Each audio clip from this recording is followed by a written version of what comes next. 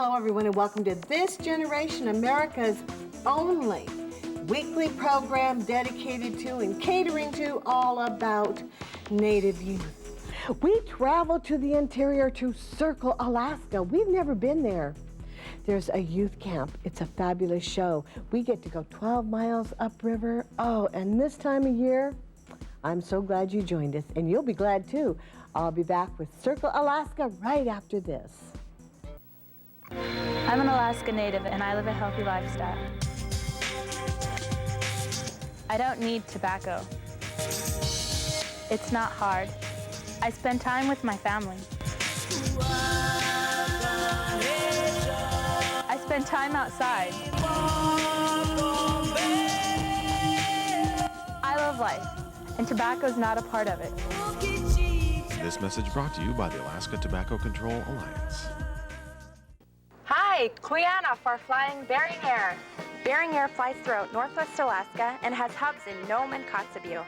Bering Air flies both helicopters and fixed-wing aircraft, such as our Cessna Caravans, Piper Navajos, Beach King Airs, and our large cargo aircraft, the Casa. Bering Air offers daily scheduled flights and charters throughout Alaska and the Soviet Far East. Bering Air also provides emergency medical flights for Northwest Alaska. For safe and reliable service, fly with Bering Air.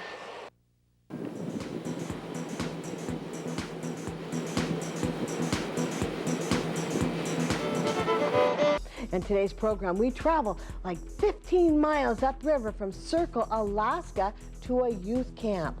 Watch carefully. You may want to see what they're doing and follow their example.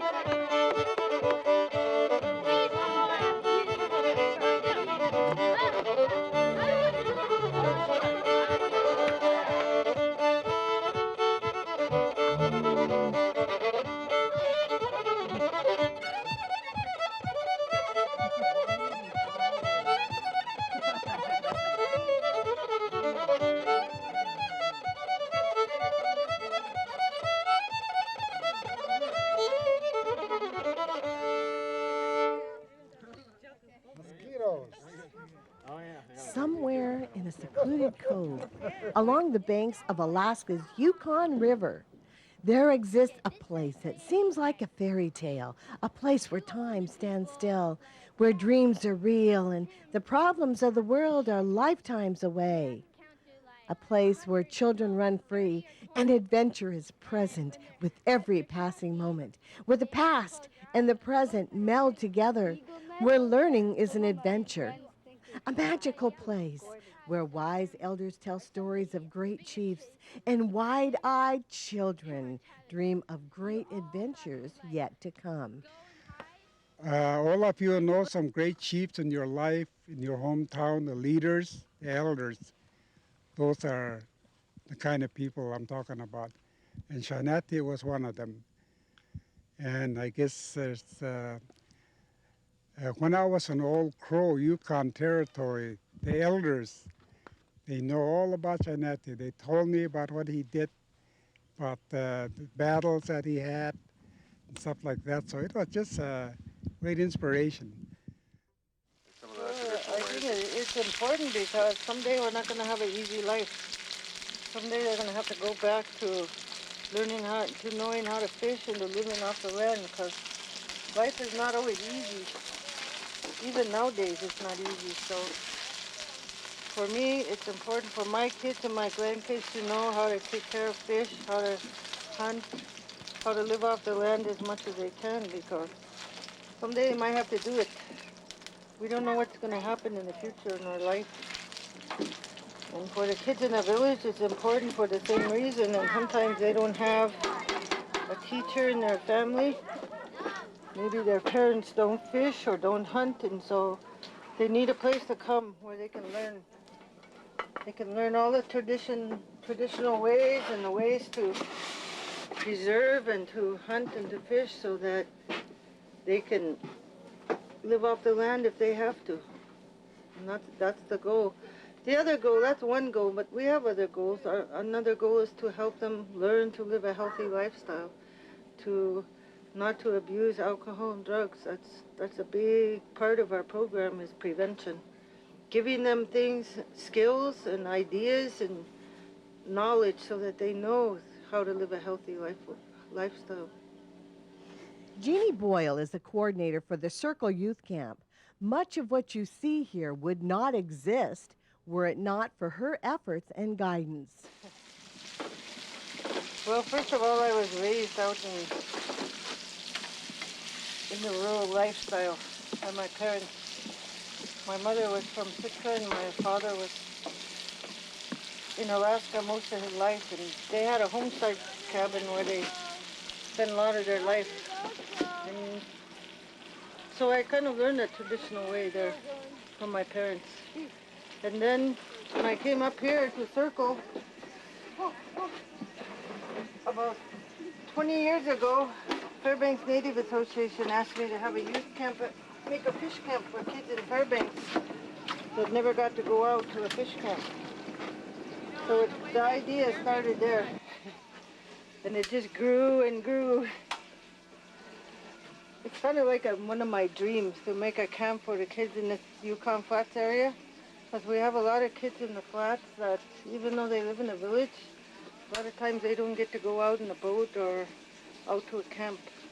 So what we tried to do here is make a camp where we could invite kids from other villages to come visit for a week or 10 days, and we're going to have elders here teaching the kids traditional ways starting next summer. This summer we're just working on trying to finishing up a camp to make it comfortable for elders and the youth.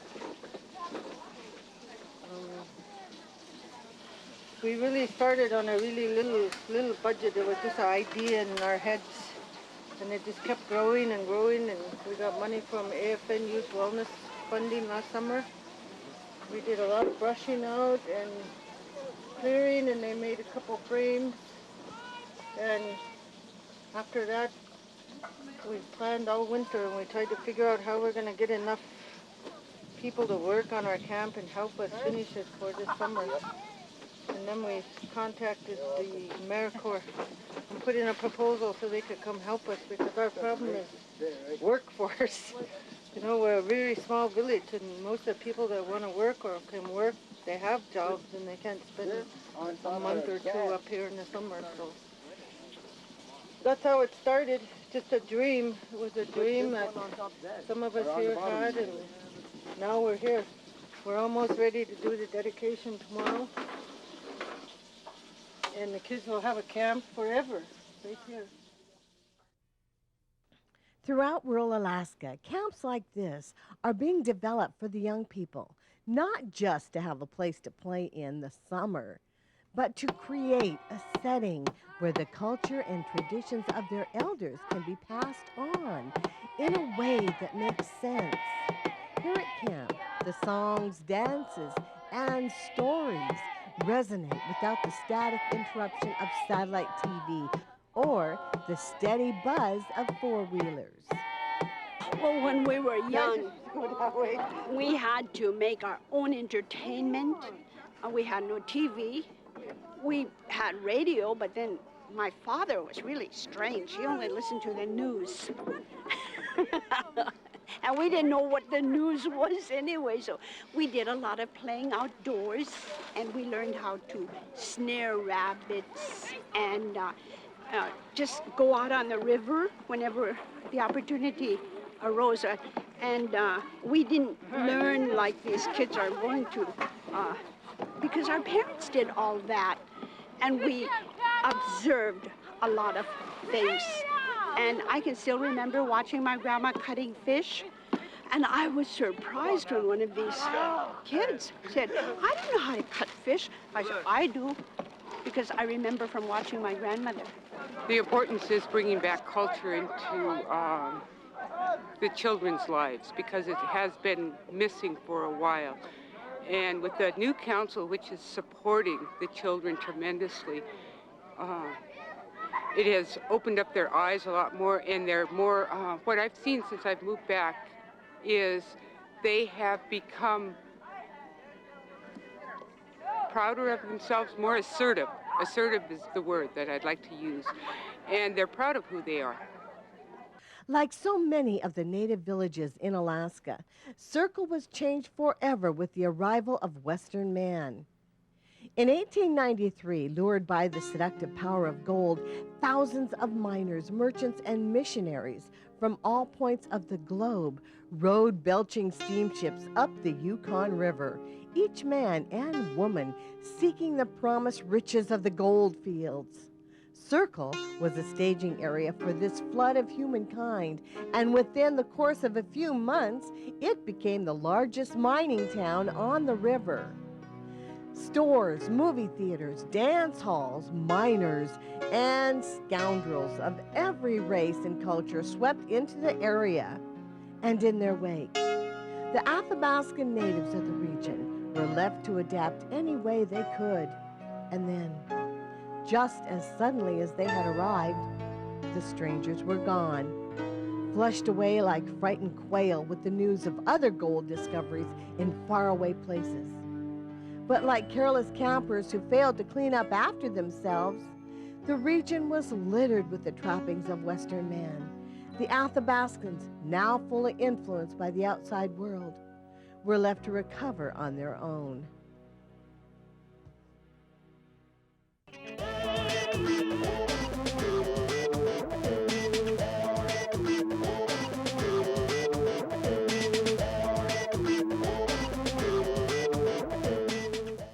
If you visit Barrow in the summertime, it can be hard to sleep with that 24-hour sunshine.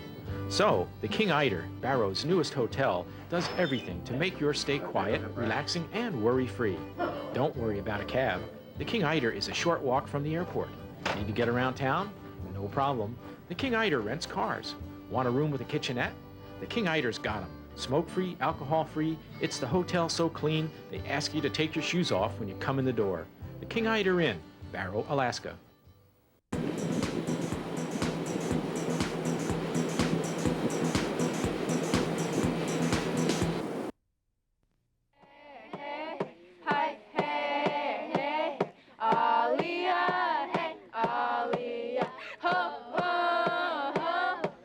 Even to a casual observer, the effectiveness of youth camp is apparent. But with the same observation, it's easy to realize that clearing the land, building tents and cabins, and maintaining it all takes a great deal of work.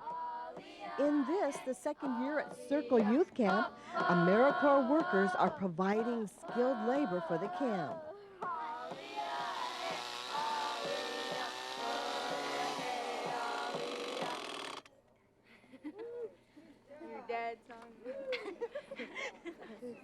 It's either water or dishes, so you're out of the dishes business.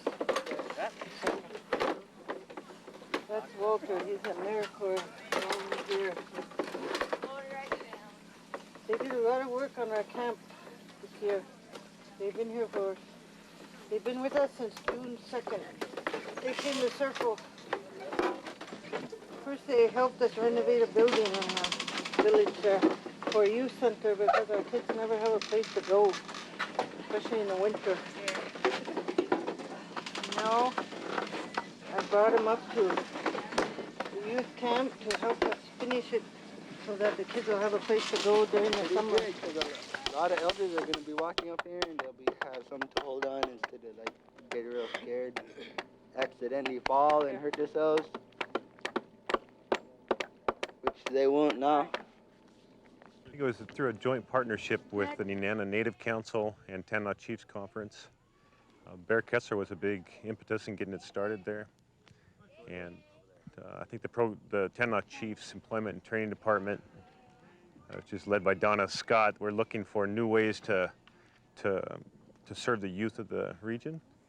And that was kind of in response to some of the initiatives coming out of the annual meeting and what the different villages were saying, this is what we need in our area. So they put it together and away it went. Our former chief, Paul Nathaniel, picked a spot out last summer. We wanted a spot that wasn't too far away from the village, but far enough so the kids feel that they really went somewhere. So he picked a spot out. It's a good place because the high water doesn't overflow on the bank, and it'll be dry here all year round. There's lots of timber. There's a lot of brush. They did a lot of work brush cutting, but there's a nice swimming area for them. They're not in the main current of the Yukon, and so they can swim in the pool here. It's nice. There's some tents. This is the little kids' tents right here. Jarek and Cody.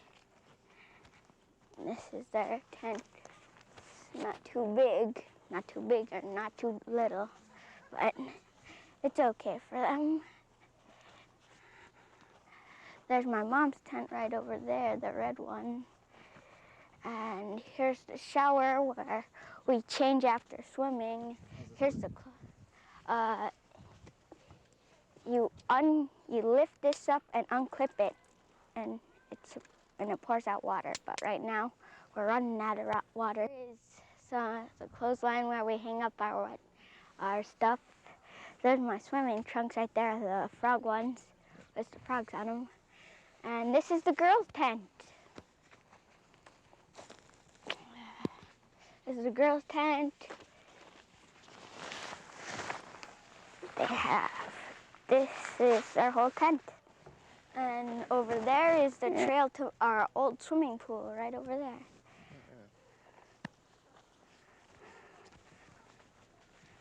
There's our clothesline.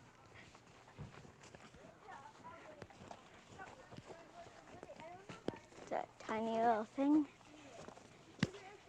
Here's the cooler. We keep all our stuff in there, like hot hamburger buns, milk's in there, and some other stuff. Especially, and we keep the hot dogs in there too. There's the other shower over there. It's the same as the girls' shower, but this is just if you want to go back here.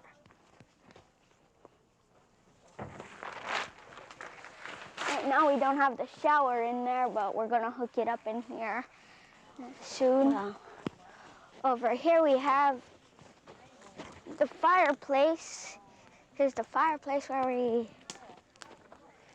cook some stuff. Sometimes we make tea and stuff. And there's my friend Nick right there. There's the swimming pool where all the kids are, and we got a 4-person raft. It's a big old raft around there by those 2 and 3 kids. We swim in the Yukon. It's a little cold, but we around right in that creek right there, it's all warm, and that's how we warm up when we're cold. We jump in there and warm up. And now we're going into cook shack. Jen McLean. We're going in the. We're going. Hey, come here. There we go. And here's the cook shack.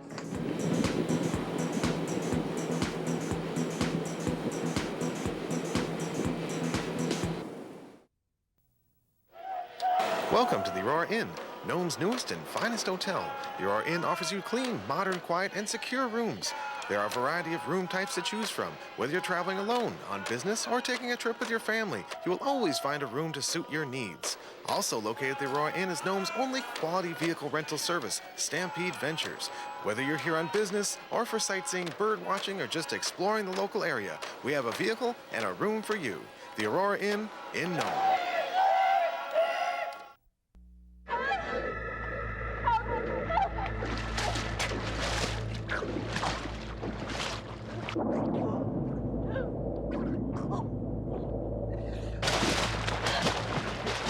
If your friend was in trouble, you'd help them, wouldn't you?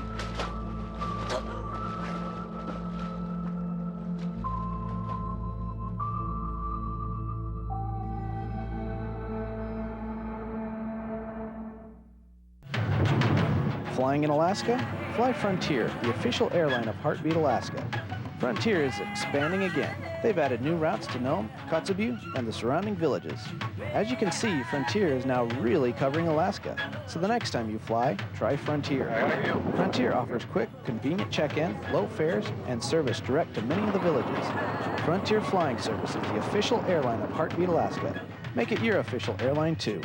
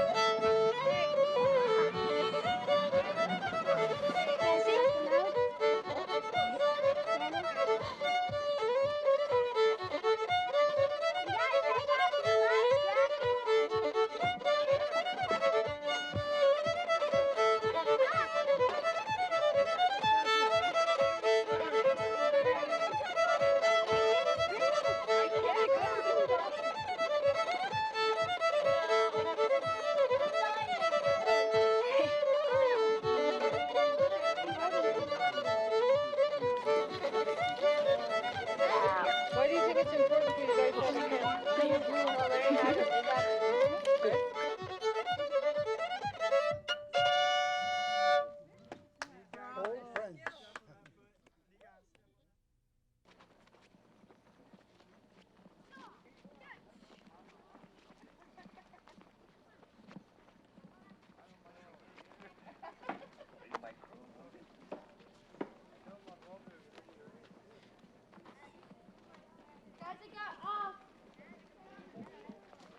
We think it's heaven because the kids come up and they're free. They can do what they want. They can go swimming. They know we have rules. We have a few rules for them, but mostly they do what they want to do. They make things, they carve, they go swimming, they play games. We have some traditional games they play. They sing, they have songs, they have drumming and singing going on. But we really don't have, we try not to, we let them be free. We try not to force them to do things, but we try to introduce new things to them.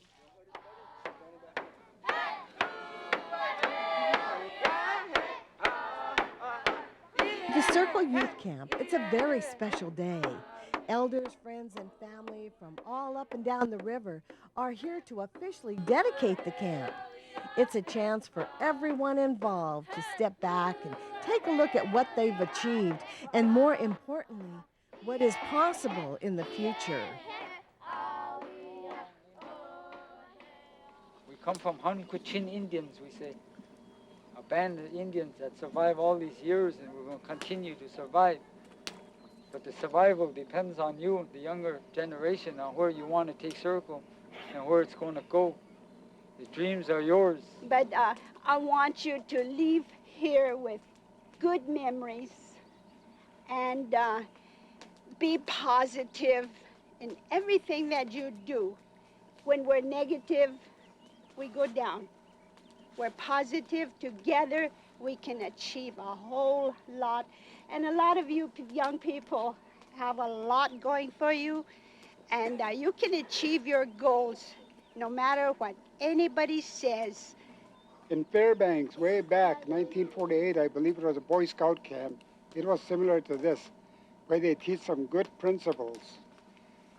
So good principles is very good to learn from the elders and your parents. So I'm sure that individually you can achieve your goals and success in life.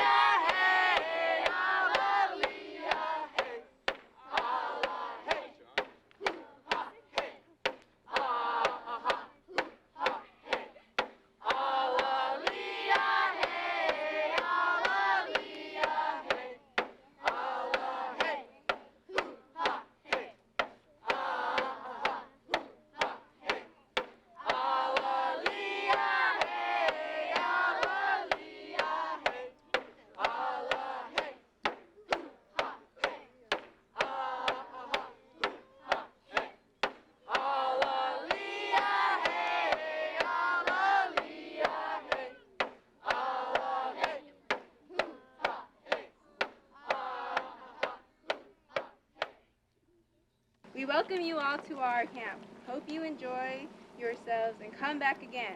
Thank you for coming and take the bugs with you.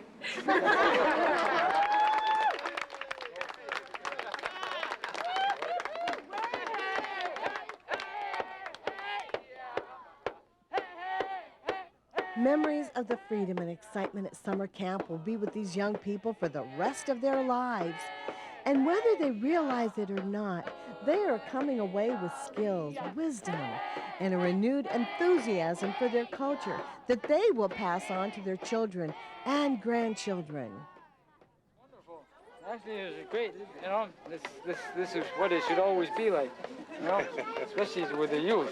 You know, the youth are the most important ones in our culture anyway that we watch out for. You know, without them, that, you know, to pester us elders, you know, to keep us in line, you know, it's good to at least show our gratitude and our kindness to them, to give them something to look forward to, you know. Thank you, everyone, for joining us for Heartbeat Alaska. And thank you, Jeannie and everyone else in Circle Alaska. Thank you, Perry Asogiak from Tanana Chiefs. Thank you, everyone, for making this story possible. God bless every single one of you, and join me again next week for more Heartbeat Alaska.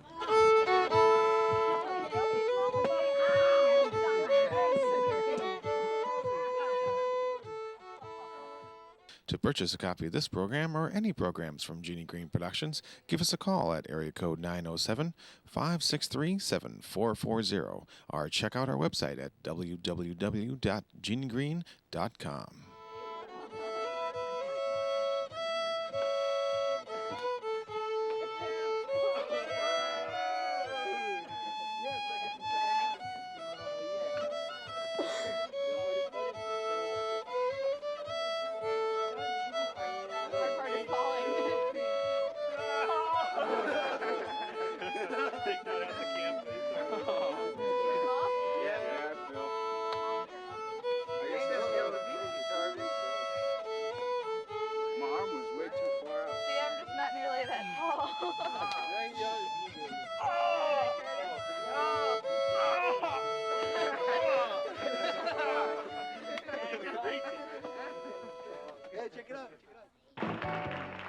See ya.